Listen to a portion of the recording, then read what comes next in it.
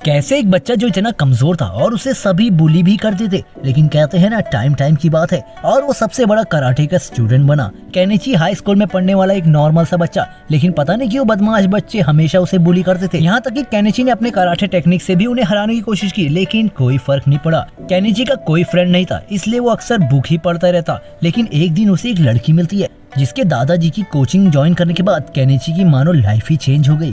एक दिन जब केनिची स्कूल जा रहा था तभी उसके सामने से एक लड़की गलती से केनिची से टकरा जाती है और उसे अपना हमलावर समझ के उस पे हमला भी कर देती है। तभी उस लड़की को रियलाइज होता है कि ये तो एक नॉर्मल बच्चा है, तो उससे वो माफी मांगती है, लेकिन केनिची उससे गुस्सा करने लगता है जिससे वो एक नॉर्मल एक्ट पे लेती है। इसके बाद स्कूल पे लेट होने की वजह से वो लड़की केनिची को घसीटती हुई लेके जा रही होती है और ब्रिज से जंप करती है, लेकिन वो लड़की तो सेफली जंप कर लेती है, लेकिन बेचारा केनिची वो पानी में गिर जाता है। तो वो लड़की फिर से केनिची को बचाती है और उससे माफी मांगती है, पर उस स्कूल में वो देरी से पहुंचने के बाद केनिची को पनिशमेंट मिलती है, लेकिन उस लड़की को नहीं। फिर वो क्लास में आने के बाद अपना इंट्रोडक्शन देती है और फिर वो अपने टीचर को समझाती है कि लेट तो मैं भी आई हूँ, तो मैं भी बाहर जाके केनिची के साथ खड़ी रहूंगी। इसके बाद फुरिंजी उससे कहती है क्या तुम मेरे दोस्त बनोगी, जो सुन केनिची हैरानी से देखता है और उसका दोस्त बन जाता है।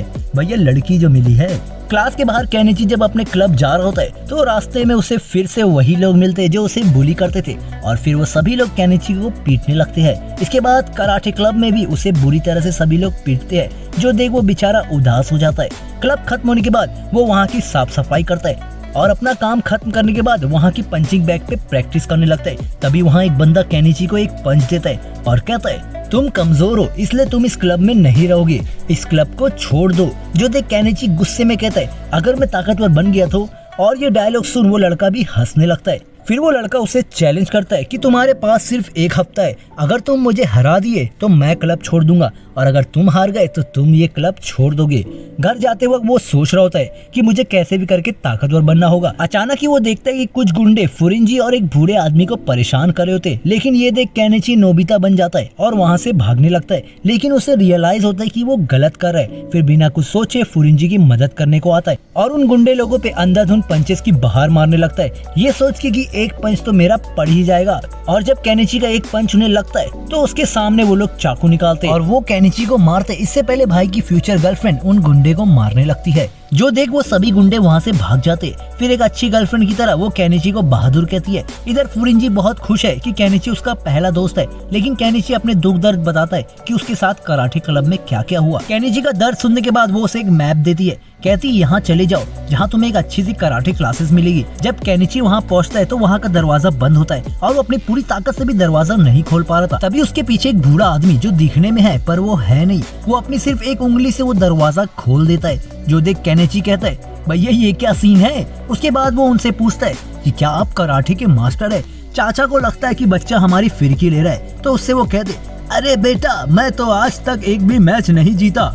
फिर केनिची उसे बताता है कि मुझे फुरिंजी ने भेजा है। जो सुन चाचा केनिची को अंदर लेके जाते हैं। अंदर आने के बाद केनिची होपाची नामक बॉक्सर को देखता है जो कि बहुत तगड़ा बॉक्सिंग कर रहा होता है और केनिची को देखने के बाद वो तो भैया दीवार में छेद करने लगता है हाथों से। इसके बाद केनिची एक प्यारी सी लड़की को देखता है जो दिखने में सच में हॉट है, पर भैया इसे छेड़ना मत क्योंकि वो एक ही बार में अपनी ब्लेड से वहाँ की सारी तलवारें को काट देती है। इसके बाद वो लड़की एक ठरकी बुड्ढे पे भी हमला करती है जो कि एक ब्लेड केनिची की ओर भी आता है, लेकिन चीचा केनिची को बचा लेते हैं। उसके बाद केनिची मिलता है अपने गुरुजी से जिनका नाम है सकाकी, जो कि केनिची को ट्रेन करने वाले, लेकिन सकाकी को कोई इंटरेस्ट नहीं होता केनिची को ट्रेन करने में। फिर वो अपनी जबरदस्त मुक्का केनिची को दिखाते और कहते बेटा तू 3 दिन से भी ज्यादा नहीं टिकेगा और अगर तू टिक गया तो मैं तुझे ट्रेन करूंगा।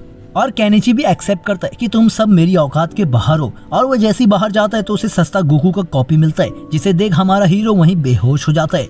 वो तो हीरो की किस्मत अच्छी थी कि वहाँ फुरिंजी आ जाती है। होश में आने के बाद केनिची कहता है ये सब जानवर है फुरिंजी, यहाँ से निकलते हैं। जिसपे फुरिंजी केनिची को झटका देते हुए कहती है कि बेटा जिन लोग को आप जानवर कह रहे हो वो मेरी फैमिली है और वो बूढ़ा आदमी वो मेरे दादाजी है। फिर दादाजी सभी का इंट्रोडक्शन देते हैं। इसके बाद दादाजी पूछते हैं बेटा क्या तुम सच में ज्वाइन होना चाहते हो। और केनिची की तो भले से फट रही है, लेकिन कुछ देर सोचने के बाद वो हाँ कह देता है। तभी ठरकी मुच्छड़ एक बड़ा सा कॉन्ट्रैक्ट निकालता है और केनिची को साइन करने को कहता है और बदले में उससे $200 मांगता है।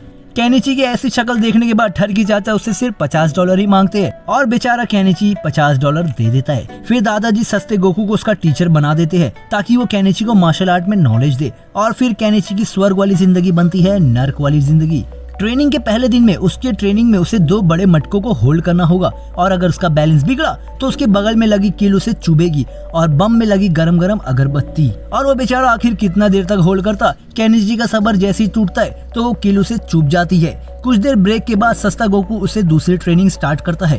वो अपने आप को बांध के केनिची को खींचने को कहता है। केनिची ये टास्क तो पूरा कर देता है लेकिन उसकी हालत ऐसी थी कि वो मुश्किल से घर पहुँच पाए। अब ऐसी हालत होने के बाद वो क्लासेस छोड़ने का सोचता है लेकिन लड़की का चक्कर है साहब, क्या कर सकते हैं। अगले दिन उसके नई ट्रेनिंग शुरू होती है जहां सस्ता गोकू उसे पानी से भरे मटका देता है और उसे वो खंभों के बीच में से चलना होगा। लेकिन केनिची सोच रहा होता है मुझे मार्शल आर्ट कब सिखाएंगे, जब से मैं आया हूँ तब से मुझे ये फालतू चीजें सिखाई जा रही है। तभी सस्ता गोकू से समझाते कि अभी वो वक्त नहीं आया है। धीरे धीरे सभी लोगों का मन बदलने लगा है। वो सब भी चाहते हैं कि वो लोग भी केनिची को ट्रेन करे। इसी बीच फुरिंजी को दामोजी का प्लान के बारे में पता चलता है कि मुकाबले के दिन वो लोग केनिची की जान ले लेंगे। जो सुनने के बाद वो केनिची को एक ऐसी टेक्निक सिखाती है कि मैच के वक्त वो दामोजी से अपने बचाव कर सके। शुरू में केनिची को काफी परेशानी हुई थी लेकिन वो सीख जाता है। अगले दिन स्कूल आने के टाइम केनिची सुबह ही निकल गया था लेकिन फुरिंजी की टेक्निक को प्रैक्टिस करते करते उसे टाइम लग गया। मुकाबले की शुरुआत में केनिची उस पर हमला तो नहीं कर पाता लेकिन फुरिंजी की टेक्निक से वो दामोजी के अटैक को इजीली डॉज कर लेता है और एक अपनी न्यू टेक्निक के इस्तेमाल से वो दामोजी को रिंग के बाहर गिरा देता है। रूल के हिसाब से तो केनिची ने रूल ब्रेक किया है। दामोजी रेफरी को बताता है कि उसने रूल ब्रेक किया है लेकिन रेफरी नहीं सुनते और दामोजी हार जाता है। तभी केनिची कहता है कि मैंने रूल तोड़ा है और अपने आप को सरेंडर करते हुए इस क्लब को छोड़ देता है। बाहर उसे निजिमा मिलता है और उसे बताता है कि आज के मैच में सुकाबा भी था और वो तुमसे लड़ना चाहता है। जो सुन केनिची की फट के 4 हो जाती है क्योंकि सुकाबा उनके क्लब का सबसे स्ट्रॉन्गेस्ट बंदा है। अगले दिन स्कूल में 2 लड़के फुरिंजी पे लाइन मार रहे होते लेकिन फुरिंजी उन्हें इग्नोर करके केनिची के पास चली जाती है। फिर फुरिंजी बताती है कि उसे जिम्नास्टिक क्लब ज्वाइन की है और तुमने कौन सा क्लब किया। जो सुन केनिची सड़ा मुंह बना के बोलता है मैंने गार्डनिंग क्लब ज्वाइन किया है। फुरिंजी तुरंत समझ जाती है कि केनिची मजबूरी में गार्डनिंग क्लब ज्वाइन किया है तो उसे वो समझाती है। इतने में एलियन की शक्ल वाला निजिमी वहाँ आ जाता है और फुरिंजी से कहता है कि केनिची मेरा बेस्ट फ्रेंड है और उसे जिम क्लास में मिलने को कहता है। दूसरी तरफ सुकाबा अपने क्लास में बैठा हुआ है और दबंग स्टाइल में हाथ से अखरोट को तोड़ रहा होता है जो देख टीचर की भी फटी है। अगर इसे कुछ मैं बोलूंगा तो बिना बात का मैं पेरा जाऊंगा। सुकाबा के मन में एक ही चीज चल रही थी कि केनिची ने क्या ये जानबूझ के किया या फिर उसके पास कोई उतनी ताकत है। निजिमा भी आके केनिची को बताता है कि सुकाबा तो अपने हाथ से पत्थर भी तोड़ देता है। जो सुन केनिची और डरने लगता है। यहाँ तक कि क्लासेस में वो डरा रहने लगता है। जो देख सस्ता गोकू उसके ट्रेनिंग को फिर से शुरू करता है और मुच्छर उसे लेग डे करवाता है ताकि उसका लेग भी उतना ही स्ट्रॉन्ग रहे जितना अपर बॉडी। के बाद आपस से जब अपना वार्म अप दिखाता है जो देख केनिची फिर से वहाँ से भाग जाता है। इसी बीच सकाकी को फुरिंजी वो टेक्निक बताती है जिससे केनिची जीता था। जो सुनने के बाद सकाकी बताता है अब तो केनिची के ऊपर और भी लोग आएंगे अपनी ताकत आजमाने। जो सुन फुरिंजी भी हैरान होती है क्योंकि अब सुकाबा भी है जो केनिची से लड़ना चाहता है। इसके बाद अपाची का मुक्का खाने के बाद बेचारा केनिची बेहोश हो जाता है और घर पे जब उसकी बहन उसे उठा रही होती है तो वो सपने में सोच रहा होता है कि वो मर चुका है। शाम को उसके पेरेंट्स भी उससे पूछते हैं कि तुम्हें रोज इतनी चोट क्यों लगती है, तुम सही जगह जा तो रहे हो ना। केनिची के फादर को उसकी चिंता होती है लेकिन केनिची के माँ के समझाने के बाद वो सभी शांत हो जाते हैं। अब केनिची जब भी स्कूल जाता तो वो सुकाबा से बचने के लिए कहीं भी छुप जाता। दूसरी तरफ जिम्नास्टिक में फुरिंजी आके अपना टैलेंट दिखाती है और सभी लोग उसके फैन बन जाते हैं सिवाय ताकाशिमा की जो उससे जलती है। फिर इन दोनों के बीच एक कंपटीशन होता है और फुरिंजी ताकाशिमा को आराम से हरा देती है। इसी बीच केनिची भी सुकाबा के हाथ आ जाता है लेकिन केनिची उसे देख के कहता है कि मुझे छोड़ दो। जाते वक्त सुकाबा केनिची को कमजोर कहता है। जो सुन केनिची भी फाइट करने के लिए तैयार हो जाता है। फिर सुकाबा केनिची की तबीयत से धुलाई करता है और केनिची गिर जाता है लेकिन वो हार नहीं मानता और सुकाबा के पैर को कस के पकड़ लेता है। सुकाबा ये देख हैरान था कि केनिची की पकड़ इतनी टाइट है कि सुकाबा के पैर में निशान आ गया। अगले दिन सस्ता गोकू उसके जख्म में मलहम लगाता है लेकिन केनिची इस बात से उदास है कि वो इतना ट्रेनिंग करने के बाद भी कुछ नहीं कर पाया।